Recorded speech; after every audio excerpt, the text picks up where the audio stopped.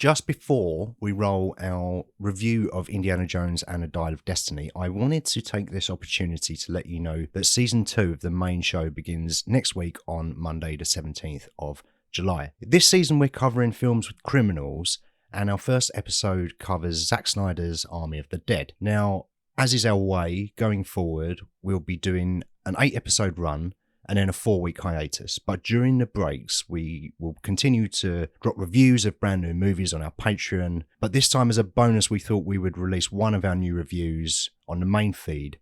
Now, if you are a fan of the show and you would like to support us, you could head over to our Patreon by searching Shoot a Hostage Podcast.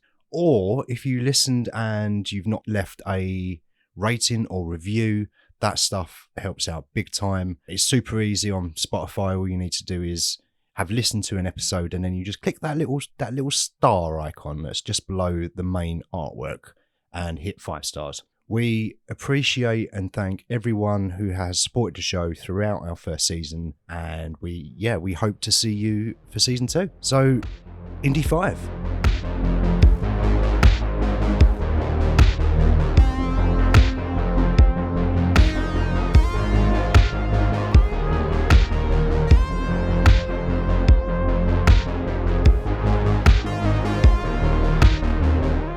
Right, Dan. Sarah. Do you consider yourself to be an Indiana Jones fan? Yeah, those first 3 movies were good back in the day. Even Temple of Doom? It's it's all right. It has its problems, Yeah. but it's all right. It's my least favourite of the OG. original trilogy. Yeah, for sure. Yeah, I'm kind of with you. Like, I'm a fan of the originals. I even used to watch... Do you remember that shitty TV show with Sean Patrick Flannery playing Vaguely. young I Indy? don't think I ever saw it, but I remember it being on. It was not good. But I even watched that when I was a kid. So what were your expectations / hopes for this newest in the franchise? My expectations weren't particularly high. Okay. I thought that it would be better than Crystal Skull, but most likely it would be the 4th best. I mean, there was a fairly low bar Yeah. after Crystal Skull. So yeah, how did you feel about this then? We saw this at the weekend. Yeah, I'm just trying to, it was a few days ago now, and I'll be honest with you, I think I've forgotten the movie. I mean, that's the review there in itself, isn't Yeah. it? That's kind of the review. And maybe it will come back to me as we open our mouths with and say words. And at the encourage microphone. words to come out. Yeah. That is how talking I occurs. think the best thing about Indiana Jones 5 is that Mission Impossible Dead Reckoning trailer that was on before it. That's harsh. That is a good trailer, though. It is a good trailer. It's sick. And obviously the Barbie trailer. The Yes. Barbie trailer is a lot of fun as well, isn't it? I mean, I'm biased towards that one for personal reasons. Why's that? Because some of my jewellery features in the movie. Yeah. Well, I hope it's in the movie. It's in the trailer. Oh, it would I'm going to be gutted if it's not in the final film. You know when they cut trailers from Yeah. footage that doesn't actually make the final film? I don't know what I'm going to do. I might just go Walk to out. the coast and walk into the sea, never to be seen again. 1 star. Yeah. Yeah. So we both had a lot of fun with the trailer, and then the movie started. And Yeah. Listen, I thought it was fine. I think it's fine, yeah. The opening 20 minutes almost felt like an Indiana Jones movie. It Yeah. was very close. Apart from the I was going to say the shonky CGI, but at times it was incredible. The de-aging of Harrison Ford. Yeah, at times Yeah. it was brilliant. And then he moved half an inch and it all went to shit. Yeah, it's getting really close. Yeah. But we're still not there yet. We're not And I think quite if there. we're still not there, don't use it. I mean, you say that though, but is it that we're not there yet? Or is it that it's the modern curse of VFX artists being overworked and underpaid and spread too thinly? Because Well, that's true. I've seen deep fakes that are pretty goddamn convincing. Yeah. Maybe not as high def as that's required to be. I think we're there. I think maybe, I mean, they clearly didn't cheap out, having looked at the insane reports of the budget, Yeah. if they're to be believed. And I think as well, they started shooting this movie in 2020. Yeah. So it was in production for the longest time, and they had a lot of work to do on post. So I imagine a lot of the budget went on that first 20 minutes of the movie and de-aging Harrison Ford. So while it looks excellent in a lot of places and very good, like you say, when he moves, if he has any sort of facial expression whatsoever, Yeah. you can see it, and you can see that maybe he's not being as emotive as he would like.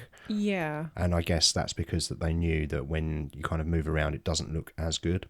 I think the voice sort of threw me a little bit as Yeah. well, in much the same way that Sigourney Weaver's voice in Avatar 2 kind of wigged me out a little bit, because it's the voice of a much older woman who we're very familiar with playing a teenager. And I don't know, people's voices change as they age. So that squicked me out a little bit. You don't need to de-age. You could have just got River Phoenix back to play that role again like he did in The Last Crusade. I might throw my toys out the pram. How dare you? Why? Is there a problem?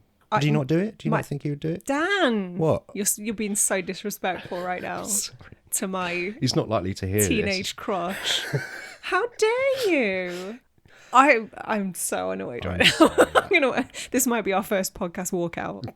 It's in bad taste. But no, still, I don't really have a problem with getting someone else in. It's weird. I understand why they did it, because it's like, right, we're doing one more Indiana Jones film. We're going to give you one more adventure. Yeah. At the start of the movie up top, and it nearly works. It nearly works. And there's a point where he does an Indiana Jones thing, like he knocks out a Nazi and then puts a hat on, and the other Nazis get in the back, and he's got to drive. So indie. It's so indie. And I was just like, oh, okay, like this might be all right. Yeah. Once we get past this de-aging stuff, and I'm not looking at that anymore, this might be all right. But it didn't quite reach the heights for me. What was it that fell apart then? Well, it was a lot of that stuff in the opening sequence with the bike stuff. It made me think of The Last Crusade, and I thought, I wish I was watching The Last Crusade.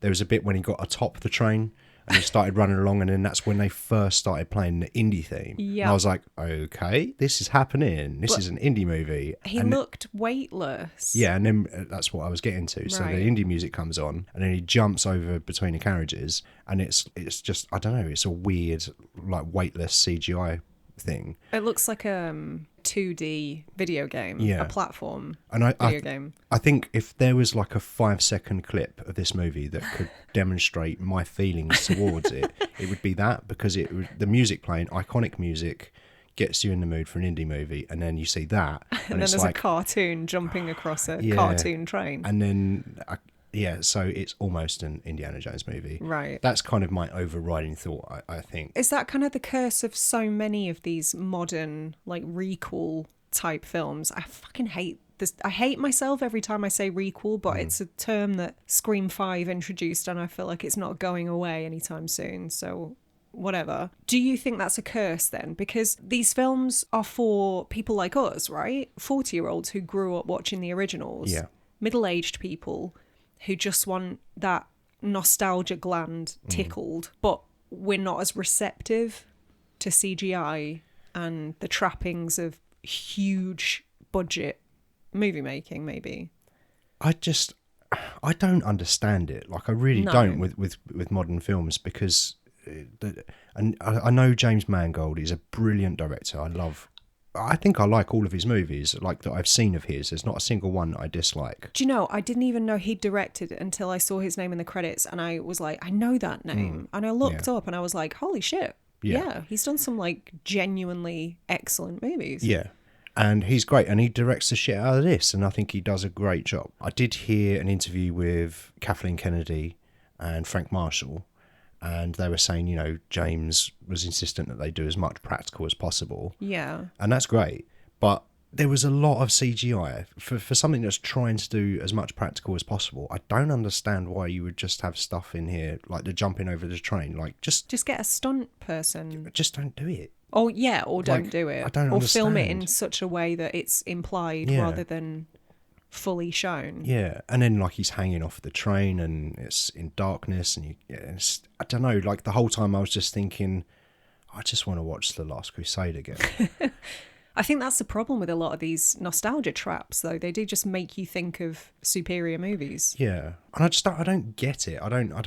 For me, I would want to do as much practically as possible, and if you had to use CGI, maybe you'd rethink the scene, but maybe with scheduling and everything and things go wrong on a day and who knows what happened there. But there were some things that I enjoyed about it. I mean, it was well directed. I thought Harrison Ford was really good. Yeah. Phoebe Waller-Bridge, she was really good in the movie and I really enjoyed her performance. Mads Mikkelsen was excellent.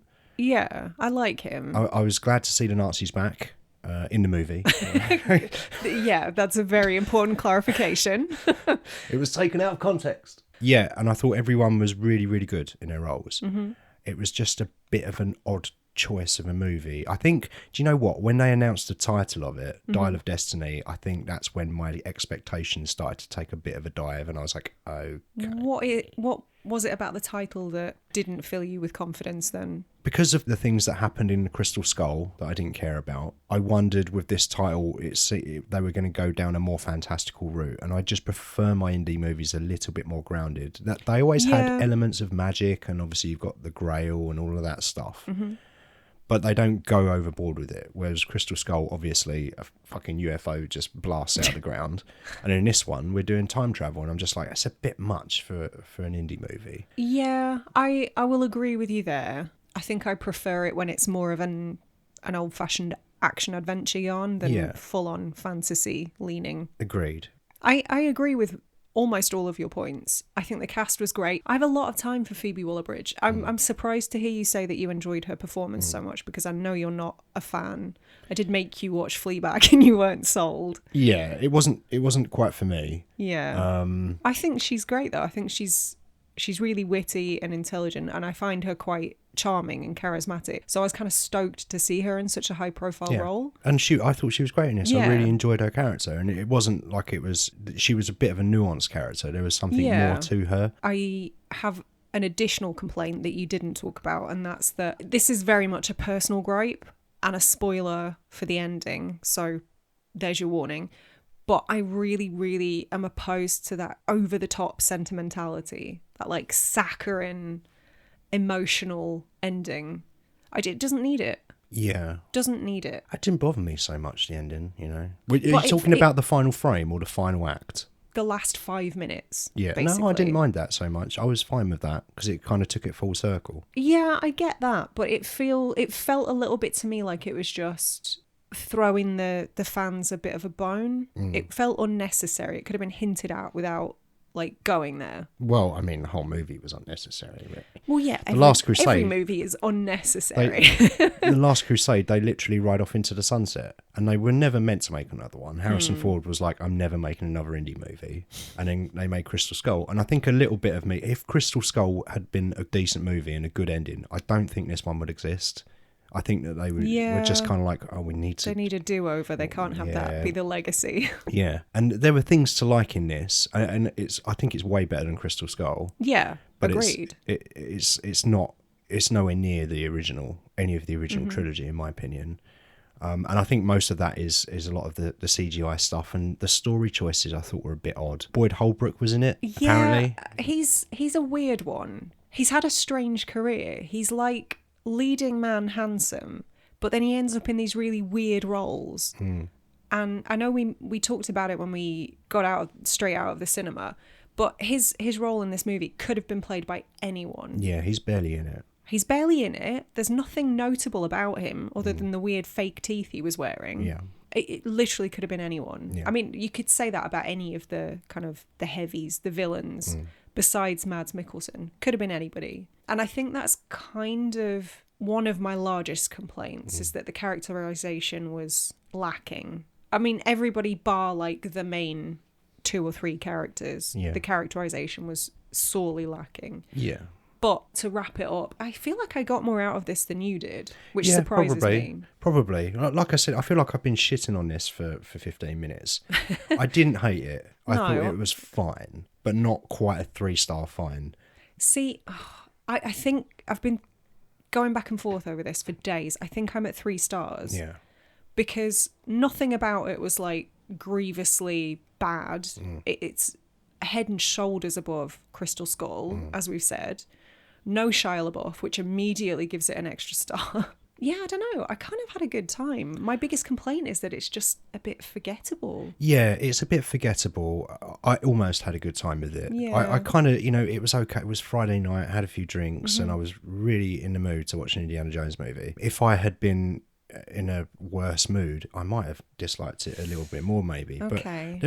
But the things I liked in it, I thought were the things I thought were good were really good, and that included the performances and also I liked how they used they weaved in real world history like Operation Yeah. Paperclip. Yeah, and then the final third I thought was an odd choice. Yeah. When we find out they're doing time travel, I think I said to you, I thought we were going to do a bit of let's revisit some old Indiana Jones moments. Oh, like an Avengers thing. Like an Avengers thing. And I guess they couldn't really do that because they would have been called out for copying Avengers. Yeah. But what we ended up getting, I thought was okay, but just a bit of an odd choice. It was weird. Weird. I get it because I guess the overall theme of this movie is about time and change and moving on and all of that stuff. So I get thematically why they would include that, but then I thought it would have ended slightly differently because Harrison Ford's character sort of says, I'm going to stay here, and I thought, I'd have been happy with that. I think that was the way to end it. That ending, Leave him in the past. Yeah. Yeah.